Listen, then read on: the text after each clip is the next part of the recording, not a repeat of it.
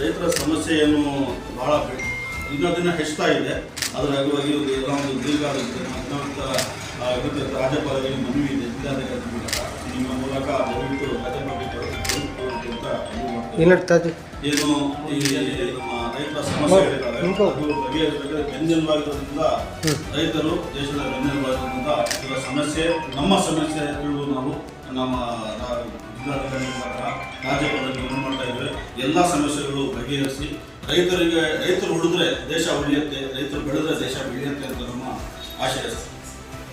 ಈ ದಿನ welfare party of India Tumakuru ಜಿಲ್ಲಾ ವತಿಯಿಂದ ಜಿಲ್ಲಾ ಮುಖಂಡರ ವತಿಯಿಂದ ರೈತರ ಆಚರಣೆಯ ಶುಭಾಶಯ ಹೇಳುತ್ತಾ, ಈ ದಿನ ನಾವು ತುಮಕೂರು ಜಿಲ್ಲಾ ಅಧಿಕಾರಿಗಳ ಮುಖಾಂತರ ಘನತೆ ವ್ಯಕ್ತ ರಾಜ್ಯಪಾಲರಿಗೆ ಒಂದು ಮನವಿ ಸಲ್ಲಿಸಿದ್ದೇವೆ. ಆ ಮನವಿ ಏನಂದರೆ, ದಿನ ದಿನ ರೈತರ ಸಮಸ್ಯೆಗಳ ಏನು ಹೆಚ್ಚಾಗ್ತಾ ಇದ್ದೇವೆ, ಅದರ ಅಂಗವಾಗಿ ರೈತರು ದೇಶದ ಬೆನ್ನೆಲುಬು. ರೈತರ ಸಮಸ್ಯೆ ಜನಸಾಮಾನ್ಯರ ಸಮಸ್ಯೆ, ಅದು ನಮ್ಮ ಸಮಸ್ಯೆ. ಎಲ್ಲರೂ ಸೇರಿ ರೈತರ ಸಮಸ್ಯೆಯನ್ನು ನಾವು ಬಗೆಹರಿಸಬೇಕು. ಯಾಕಂದರೆ ರೈತರು ಮುಂದೆ ಬೆಳೆದರೆ, ರೈತರು ಅವರ ಸಮಸ್ಯೆ ಪರಿಹಾರ ಆದರೆ ನಮ್ಮ ಸಮಸ್ಯೆ ಪರಿಹಾರ ಆದಂಗೆ.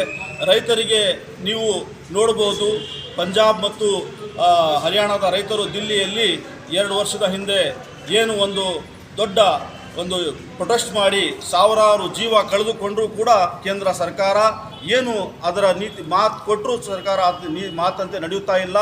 ಅದರಂತೆ ನಮ್ಮ ರಾಜ್ಯ ಸರ್ಕಾರವು ಕೂಡ ಬಹಳಷ್ಟು ಮಾತು ಏನು ರೈತರ ಸರ್ಕಾರ, ಇದು ಹಿಂದುಳಿದವರ ಸರ್ಕಾರ ಅಂತ ನಮ್ಮ ರಾಜ್ಯ ಸರ್ಕಾರ ಬಂದಿದೆ. ಈ ಸರ್ಕಾರವು ಕೂಡ ಆ ರೀತಿಯಲ್ಲಿ ಸ್ಪಂದಿಸ್ತಾ ಇಲ್ಲ ರೈತರಿಗೆ.